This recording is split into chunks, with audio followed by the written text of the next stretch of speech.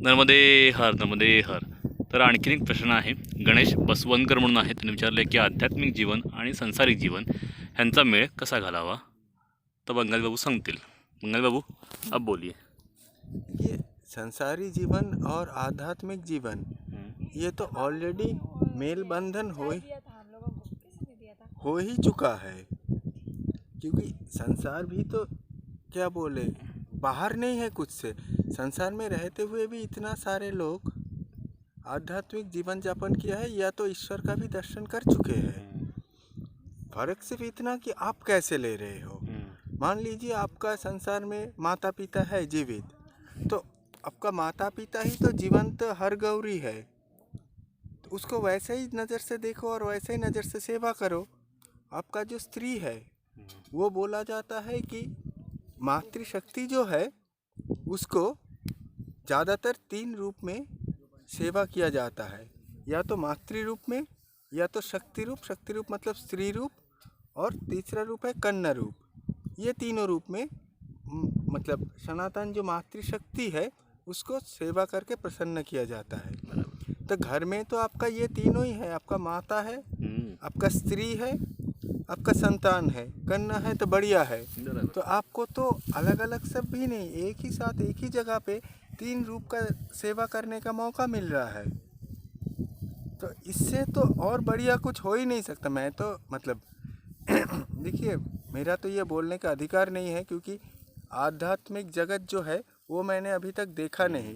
अब जब तक देखा नहीं, जो चीज़ मैंने देखा नहीं या खुद परखा नहीं, उसके बारे में बोलने का अधिकार भी मुझे हासिल नहीं है.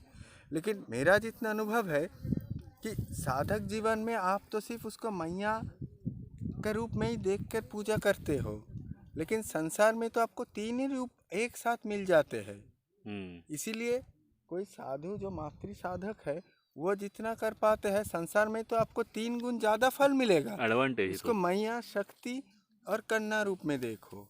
बराबर.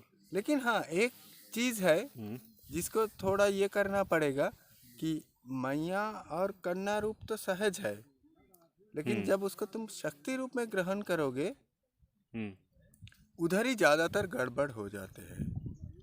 क्यों? क्योंकि देखिए, आपका स्त्री है, आपका शक्ति स्वरूप, तो आपका काम है उसका प्रसन्न करना, उससे प्रसन्नता लेना नहीं. हाँ, अरे वाह. ठीक है, उसका सेवा तो तुम नहीं ले सकते. आपका स्त्री अगर आपका शक्ति रूपिणी माता है तो आप तो उसका सेवा कर रहे हो. और स्त्री रूपी माता को जैसे बोला जाता है कि रमन से भी उसको सेवा किया जा सकता है, संतुष्ट किया जा सकता है, लेकिन वो सिर्फ उसके प्रसन्नता के लिए, हमारी इससे नहीं. आपका कोई खुशी या आपका कोई प्रसन्नता नहीं आना चाहिए. बराबर.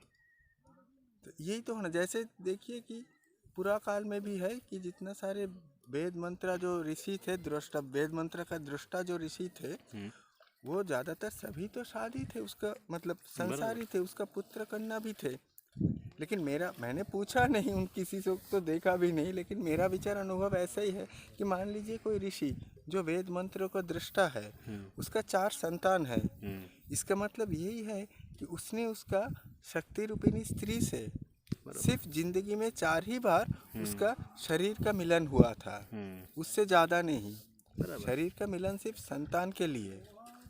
और इसीलिए शायद कहा जाता है कि संतान का मतलब प्राप्ति के लिए जो स्वामी स्त्री का मिलन होता है वो होता है जोग, और संतान, और जो सिर्फ आनंद के लिए मिलन होता है उसको बोला जाता है भोग. बराबर. अब तुम जोग करोगी या भोग करोगी ये तो तुम्हारे हाथ पे है. तो मैया और कन्या रूपे तो आसान है, लेकिन शक्ति रूपे थोड़ा डिफ़िकल्ट है. लेकिन आज भी ऐसे उतना डिफ़िकल्ट नहीं है. कोई भी अगर अपना ठान ले कि मैंने बहुत सारे शारीरिक का भी सुख का अनुभव कर चुका है और मुझे ज़रूरत नहीं है, तो घर में रहकर वो आपका स्त्री भी उसका आपका ही धर्म पद का ही मतलब बाधा नहीं, वो आपका सहायक बन जाएगा. जैसा नारी का 2 तरीके से आप एक्सप्लेन कर सकते हो. नर प्लस अरी.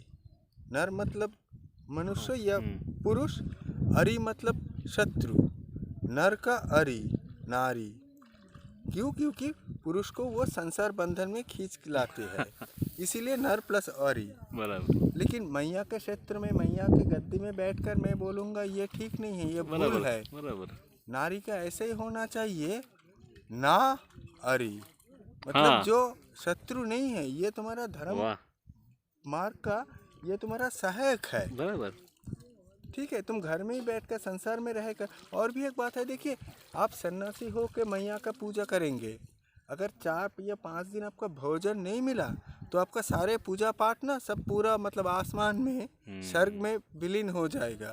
बराबर। जब भूखे से आप देखोगे कि आपका शरीर कमजोर हो रहा है और 7 दिन बाद आपका प्राण निकालने वाला है, तो आपका सारे जप तप सारे ये मन ना सब कुछ बिगड़ जाएगा। बराबर। इसलिए तो अच्छा है संसार में रहो, तुम्हारा भूख प्यास, तुम्हारा जो शक्ति रूपिणी स्त्री है वही सब कुछ ख्याल रखेगा, तुम्हें कुछ सोचने का हाँ, जरूरत जरूरत नहीं। नहीं। तुम घर के एक कोने में अपना आसन जमा लो, फिर उधर बैठ जाओ, फिर लगाओ जितने चाहे जप धन करना है, तब तो वो तुम्हारा धर्म पथ का ही वो रक्षक बन जाएगी। ठीक है, तो आप कैसे देख रही हो इसी के ऊपर निर्भर कर रहा है। इसीलिए संसार और आध्यात्मिक तो एक दूसरे का सहायक है। इसका मेल बंधन कैसे करे, ये तो हो ही चुका है। आप सिर्फ उसको देखो, उसको पहचानो और उसका लाभ उठाओ, वाह। सिर्फ यही है। वो तो पहले ही वो दोनों बंधे एक ही साथ बंधे चुका है, आपको सिर्फ उसको देखना पड़ेगा। और कोई भी धर्म मार्ग में चलने का पहला विचार है, जैसे स्वामी विवेकानंद जी से भी उसके एक चेला प्रश्न पूछा था कि भारतवर्ष में तो बहुत सारे मार्ग है और उस सारे मार्ग में बहुत सारे विपरीत मत भी है। जैसे किसी मत में बोला ये करो तो दूसरा मत में बोला अरे अरे राम राम ये मत करो। तो एक चेला ने पूछा था कि क्या कोई एक चीज है जो सारे धर्म मतलब मार्ग में कॉमन है, मतलब कॉमन कॉमन है, सारे धर्म में सेम है। एक ही होगा। हाँ। तो स्वामी विवेकानंद जी ने उसको उत्तर दिया था, हाँ एक है, वो है त्याग।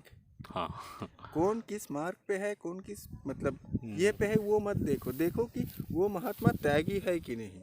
बराबर। अगर सचमुच वो त्यागी है तो वो जिस मत जिस पद से ही क्यों ना रख उसका हो, वो वेदांती हो या शैव हो या शक्त हो या रामानुजी हो कोई भी या विष्णु भगवान जी का हो, जो भी मार्ग पे हो, अगर वो सचमुच दिल से वो त्यागी है तो आँख बंद करके आप उसका चरण पकड़ लो, क्योंकि त्याग के बगैर कोई भी साधना का सिद्धि तो हो ही नहीं सकता। भोगी जब तक रहेंगे तब तक उसका कैसे चलेगा। उसको तो सबसे पहले त्याग धर्म का में तो आना ही पड़ेगा। जब तक त्याग धर्म में कोई नहीं आता, धर्म जीवन तो शुरू ही नहीं बंद हो सकता, क्योंकि धर्म का पहला सोपान तो त्याग है। स्वामी जी ने भी यही बोला था। तो अगर संसार में रहकर भी आप त्याग का मार्ग में चलोगे तो उधर ही सबसे बढ़िया है। नहीं तो साधु जीवन बहुत कठिन है। साधु जीवन में 2 दिन आपको खाना नहीं मिलेगा तो साधन भजन तो लुप्त हो जाएगा।